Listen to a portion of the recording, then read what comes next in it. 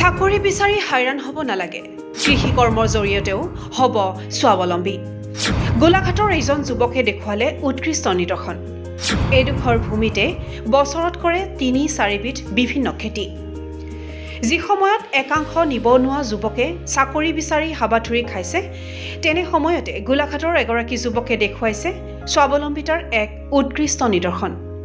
কৃষি কৰ্মৰ জৰিয়তে যুৱ সমাজৰ বাবে আদৰ্শ হৈ পৰিছে গোলাঘাট জিলাৰ ধনশিৰি পূব মৰঙীৰ অন্তৰ্গত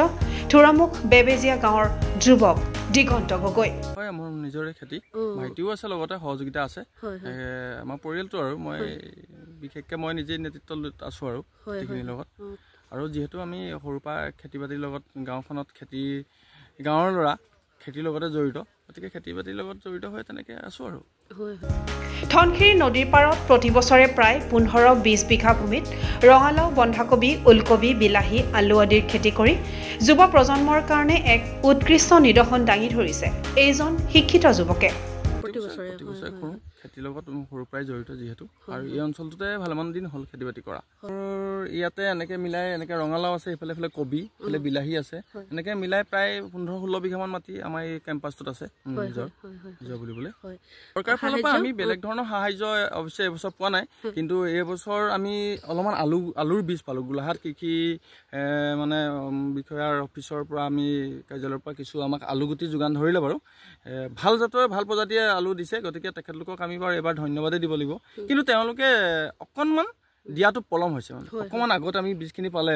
আৰু ইয়াতকৈ ফলাফল পাম বুলি আমি ভাবিছোঁ এতিয়া ভালেই দেখিছোঁ আমি এতিয়ালৈকে বীজটো আমি খানি মেলি চাইছোঁ ভাল ধৰিছে গতিকে তেখেতলোকক আমি আপোনালোকৰ আপাহতে ধন্যবাদ জ্ঞাপন কৰিছোঁ যে এটা ভাল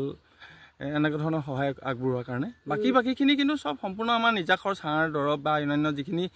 খৰচা আছে খা খৰচা সম্পূৰ্ণ নিজৰ গাঁঠি ধৰণে আমি কৰিছোঁ কৃষিভূমিত উৎপাদিত ফচল বিভিন্ন বজাৰত বিক্ৰী কৰি নিজকে স্বাৱলম্বী কৰি তুলিছে দিগন্তই কিন্তু এই ক্ষেত্ৰত ৰাস্তা ঘাটৰ বাবে কিছু সমস্যাৰ সন্মুখীন হোৱা বুলি আক্ষেপ প্ৰকাশ কৰে যুৱকজনে অশেষ কষ্ট কৰি উৎপাদন কৰা ফচলসমূহ বজাৰলৈ নিয়াৰ ক্ষেত্ৰত তেওঁলোকৰ যথেষ্টখিনি কষ্টৰ সন্মুখীন হোৱা বুলি উল্লেখ কৰি তেওঁ কয় যে যিটো পথেৰে অহা যোৱা কৰিব লাগে সেই পথটোৰ অৱস্থা একেবাৰে জৰাজীৰ্ণ 4খন গাঁৱৰ সংযোগী এই পথটোৰ বিষয়ে চৰকাৰক বহুবাৰ অৱগত কৰিছে যদিও কোনো সুফল পোৱা নাই বুলি অভিযোগ কৰিছে যুৱকজনে পুনৰবাৰ তেখেতে স্থানীয় বিধায়কলৈ আহ্বান জনাইছে যাতে এই পথটোৰ মেৰামতিৰ ব্যৱস্থা কৰি দিয়ে গোটেই পথটো প্ৰায় মূল পথটোৰ পৰা আমাৰ 3 কিলোমিটাৰ এনেকৈ সোমাই আহিব লাগে আৰু এই পথেদি এই 4খন গাঁও ইয়াতে আছে আমাৰ এই পুমৰঙি গাঁও পঞ্চায়তৰ অন্তৰ্গত 4খন গ্লিকছন বেবেজিয়া কাটকটি এনেকৈ মিলাই আটাইকেইখন গাঁৱৰ ৰাইজ এই পথটোৱেদি আহি কৃষি ফাৰ্মসমূহলৈ আহে গতিকে এই ৰাস্তাটো আমি বহুবাৰ চৰকাৰক নিবেদন কৰিছোঁ বৰ বেলেগ ধৰণৰ সহায় সহযোগিতা পোৱা নাই আমি আশা ৰাখিছোঁ যে ভৱিষ্যতৰ দিনত আপোনালোকৰ যোগেদি হ'লেও অকণমান আমি আহ্বান জনাইছোঁ যে অঞ্চলৰ ৰাইজৰ কাৰণে অন্ততঃ ৰাস্তাটোৰ ব্যৱস্থাখিনি কৰি দিয়ক বাৰিষা দিনটোত বিশেষকৈ বেছি অসুবিধা হয় আৰু তাৰ লগতে বনৰীয়া হাতীখিনি যেতিয়া আমাক আহিলে বুলি খবৰ পাওঁ আমি ততাতৈয়াকৈ আহিবলগীয়া হয় তাৰ ফলত বাৰিষা বোকা হৈ যায় আহোঁতে আমাৰ গৈ পেলাই দুইটা ফালৰ পৰা আমাৰ মানে নষ্ট হৈ যোৱাৰ এটা হেৰি হয় গতিকে ৰাস্তাটো আমি আপোনালোকৰ যোগেদি আহ্বান জনাইছোঁ বৰ্তমানৰ আমাৰ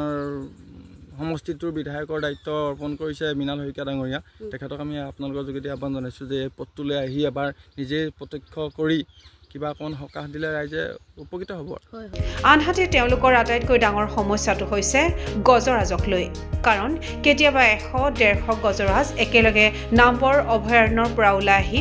বহু কৃষকৰ খেতি অনিষ্ট কৰি থৈ যায় ফলত গাঁঠিৰ ধন ভাঙি কষ্ট কৰাৰ ফল একে ৰাতিৰ ভিতৰতেই ছাৰখাৰ হৈ যায় গতিকে এই সমস্যাটো যিকোনো প্ৰকাৰে সমাধান কৰিবলৈ তেওঁ চৰকাৰলৈ আহ্বান জনায়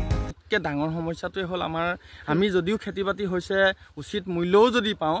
তাৰ পাছতো কিন্তু আমি যে পইচা পাম তাত আমাৰ অলপ শংকা থাকে কাৰণ কেলে কেতিয়াবা এনেকুৱা হয় বহু হাতী একেলগে আহে 100-150 নাম্বৰ অভয়াৰণ্যৰ পৰা ওলাই আহি 100-150 হাতী সোমাই আহে একে ৰাতিৰ ভিতৰত মানে খেতি বাতি বহু কৃষকৰ নষ্ট কৰি থৈ গুচি যায় তাৰ ফলত মানে বজাৰ মূল্য উচিত হৈ থাকিলেও বা পোৱাৰ সম্ভাৱনা নাথাকে আৰু ইমান গাঁঠি ধন ভাঙি কষ্ট কৰাৰ ফল একে ৰাতিৰ ভিতৰত নষ্ট হৈ যায় গতিকে এই হাতী সমস্যাটো সমাধানৰ উপায় আমি চৰকাৰখনকো কৈছোঁ কিবা এটা উপায় আমাক দিয়াহেঁতেন আমি উপকৃত হ'লহেঁতেন বিশেষকৈ এই অঞ্চলৰ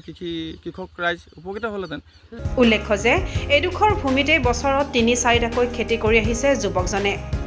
চৰকাৰী চাকৰিৰ পিছত দৌৰি দৌৰি সময় নষ্ট কৰাতকৈ গোলাঘাটৰ এজন যুৱকৰ আদৰ্শ গ্ৰহণ কৰি কৃষি কৰ্মত ব্ৰতী হ'লে নিজকে স্বাৱলম্বী কৰি তুলিব পাৰিব অসমীয়া যুৱকসকলে। তাৰ বাবেই আগবঢ়ালো আমাৰ এই বিশেষ প্ৰতিবেদন। গোলাঘাটৰ পৰা পল্লৱিকা বৰুৱাৰ প্ৰতিবেদন NV Live।